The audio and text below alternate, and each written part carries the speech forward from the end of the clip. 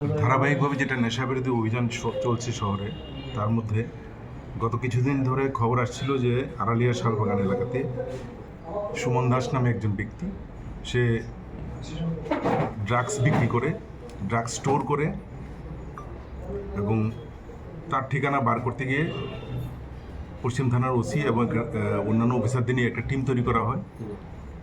পূর্ব থানার ওসি এবং সুব্রত দেবনাথ এবং তার অন্যান্য অফিসারদের নিয়ে টিম বানানো হয়। সেই টিম অনুযায়ী 2 দিন অবজারভেশন করার পর ফাইনালি গতকালকে বিকাল 5টা নাগাদ তার বাড়িতে রেড করা হয়। সেই রেডে নেতৃত্ব দেয় থানার ওসি সুব্রত দেবনাথ এবং চাকমা এবং অন্যান্য অফিসাররা।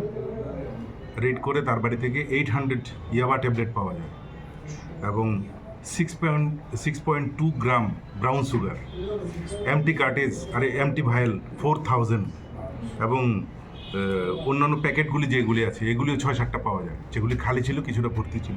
তো সব কিছু মিলিয়ে 6.2 গ্রাম ব্রাউন সুগার এবং 800 ইয়াবা ট্যাবলেট এগুলি উদ্ধার হয়। তাকে স্পটের কিছু জিজ্ঞাসাবাদ করার পর আরও একটি নাম পাওয়া গেছে, তো ওকে আমরা পরবর্তী সময়ে অ্যারেস্ট করা হবে। তো এই অভিযান যেটা মানে নেশাবিরোধী যে এই অভিযান, সেটা কন্টিনিউ হবে এবং আগামী দিনেও আরও কিছু নেশা কারবারিকে আমরা ধরতে পারবো বলে দৃঢ় বিশ্বাস। বাড়ি কোথায়? আড়ালিয়া শালবাগান।